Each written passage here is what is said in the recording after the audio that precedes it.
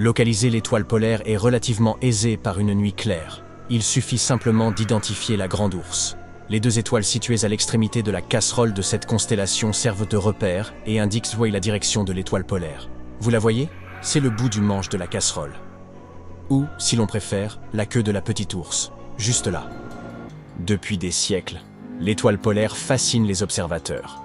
Également appelée Polaris, elle brille presque exactement au-dessus du pôle nord terrestre, ce qui en fait un repère précieux pour tout voyageur privé de boussole ou de GPS sur son téléphone. C'est aussi la céphéide la plus proche de notre planète, un type d'étoile qui oscille périodiquement en luminosité et en taille. De plus, Polaris appartient à un système binaire. Elle possède une compagne plus discrète, nommée Polaris B.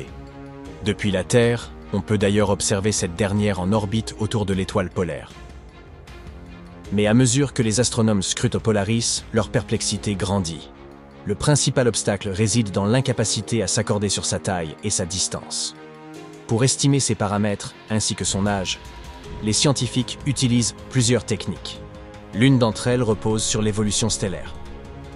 Après avoir étudié la luminosité, la couleur et la fréquence des pulsations d'une étoile, les experts peuvent en déduire son éclat, sa taille et son stade d'évolution. Une fois ces paramètres établis, il devient relativement simple de calculer sa distance.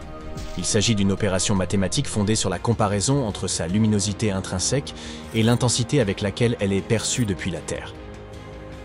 Ces modèles sont particulièrement fiables pour des étoiles comme Polaris, dont la pulsation est directement liée à la luminosité. Cette relation permet d'estimer leur distance avec précision. Les astronomes font tellement confiance à cette approche qu'ils l'utilisent pour mesurer les distances à grande échelle dans l'univers, faisant des céphéides un outil fondamental en astronomie. Toutefois, d'autres méthodes d'analyse de l'étoile polaire entrent en contradiction avec ces modèles. Polaris est une étoile binaire astrométrique, ce qui signifie que son étoile compagne gravite autour d'elle en suivant une trajectoire bien définie. Depuis la Terre, cette orbite donne l'impression d'un cercle tracé autour de l'étoile principale. La révolution complète de l'astre secondaire prend environ 26 ans.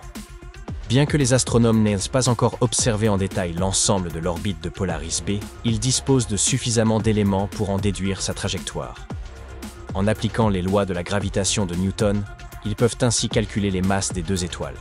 Ces calculs, croisés avec les récentes mesures du télescope spatial Hubble, fournissent des estimations très précises. Ils indiquent que Polaris possède une masse environ 3,45 fois supérieure à celle du Soleil. Pourtant, cette valeur est bien inférieure à celle avancée par les modèles d'évolution stellaire qui suggèrent une masse avoisinant 7 fois celle du Soleil. Il y a une autre particularité étrange dans ce système stellaire. En calculant l'âge des étoiles, les chercheurs ont découvert que Polaris B était beaucoup plus vieille que sa compagne. Ceci est très rare dans un système binaire, car en général, les deux étoiles sont du même âge.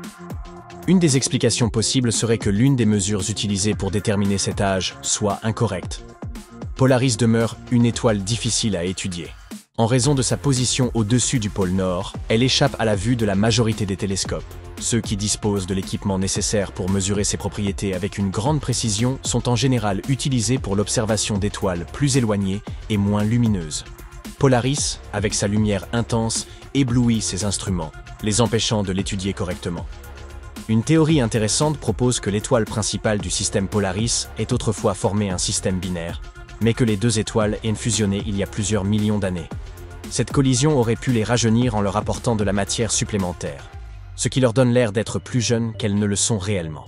Ce phénomène pourrait aussi expliquer d'autres anomalies, car les étoiles issues de telles collisions ne correspondent pas au modèle d'évolution classique. Cependant, il est important de noter qu'aucune de ces hypothèses n'a encore été confirmée. L'étoile polaire revêt une importance capitale. En raison de la rotation incessante de la Terre, les étoiles semblent se déplacer à travers le ciel. Et ce mouvement, combiné à l'inclinaison de la planète, est à l'origine des saisons. Si l'on traçait une ligne droite en prolongeant l'axe autour duquel la Terre tourne, et si l'on l'étendait sur plus de 300 années-lumière au-delà du pôle Nord, on aboutirait à l'étoile polaire. Polaris reste pratiquement immobile dans le ciel, pointant sans cesse vers le nord. Cela en fait un outil de navigation indispensable, particulièrement avant l'apparition des systèmes GPS. Si vous vous trouviez à l'équateur, l'étoile polaire serait juste au niveau de l'horizon, tandis qu'au pôle Nord, elle se situerait directement au-dessus de vous. En mesurant la hauteur de l'étoile dans le ciel, il est possible non seulement de s'orienter, mais également de déterminer votre position sur Terre avec une grande précision. Il est curieux de constater qu'il n'existe pas d'étoile équivalente au pôle sud, car il n'y a pas d'astre suffisamment lumineux directement au-dessus de cette région. Toutefois, il est possible qu'une telle étoile apparaisse un jour. Ce phénomène pourrait être lié à la précession, le mouvement similaire à celui d'une toupie en rotation qui entraîne un changement progressif de l'orientation des pôles terrestres. Ainsi, dans les 26 000 ans à venir, il est possible que l'étoile du Nord change, passant de Polaris à d'autres étoiles. Un jour, Vega prendra la place de l'étoile polaire. C'est la 5e étoile la plus brillante du ciel nocturne et la 2e plus brillante de l'hémisphère céleste nord. Vega est également appelée Alpha Lyrae, car elle est l'étoile principale de la constellation de la Lyre. Elle a joué un rôle central pour les civilisations depuis l'Antiquité, grâce à sa grande luminosité et sa couleur bleue qui la rendent très reconnaissable. Vega a déjà été l'étoile polaire il y a plusieurs milliers d'années et devrait retrouver ce titre dans environ 12 000 ans. Cette étoile se trouve à seulement 25 années-lumière de la Terre et n'a que 450 millions d'années, soit bien moins que notre système solaire, âgé de 4,6 milliards d'années.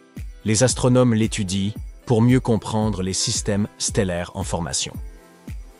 Vega se trouve presque directement au-dessus de nos têtes en été, aux latitudes moyennes nord.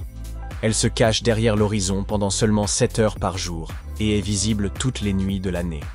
En voyageant plus au sud, on s'aperçoit que Vega disparaît sous l'horizon pendant des périodes plus longues, mais en Alaska, au nord du Canada et dans certaines régions d'Europe, elle ne se couche jamais. Sa lumière bleu-blanc a été remarquée dans de nombreuses cultures parmi les plus anciennes, des Chinois aux Polynésiens en passant par les Hindous. Le nom de Vega peut se traduire par « chute » ou « rapt », faisant référence à la période où l'on voyait cette constellation comme un vautour en vol plutôt qu'une lyre. Vega a aussi été la première étoile à être photographiée, après le Soleil bien sûr.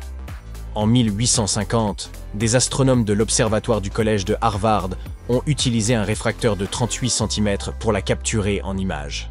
20 ans plus tard, un astronome amateur a analysé la lumière de Vega, dévoilant ainsi les différents éléments qui composent l'étoile. En 2006, grâce aux observations télescopiques, les scientifiques ont découvert que Vega tournait à une vitesse telle que ses pôles étaient plusieurs milliers de degrés plus chauds que son équateur. L'étoile effectue une rotation toutes les 12 heures et demie, atteignant 90% de sa vitesse de rotation critique, c'est-à-dire la vitesse à laquelle un objet risque de se désintégrer. En 2013, des chercheurs ont annoncé la découverte d'une ceinture d'astéroïdes autour de Vega, suggérant la possibilité de planètes parmi ces roches spatiales. Cette ceinture se divise en 2 zones, une région extérieure composée d'astéroïdes glacés et une région intérieure avec des roches plus chaudes.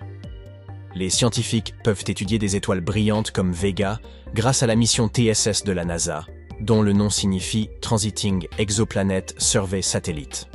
Lancé en 2018, ce satellite dédié à l'observation de l'ensemble du ciel a pour objectif principal la recherche d'exoplanètes. Mais il permet également d'analyser la variabilité stellaire. En étudiant des étoiles comme Vega, TESS aide les scientifiques à mieux comprendre les premières étapes de l'évolution des étoiles.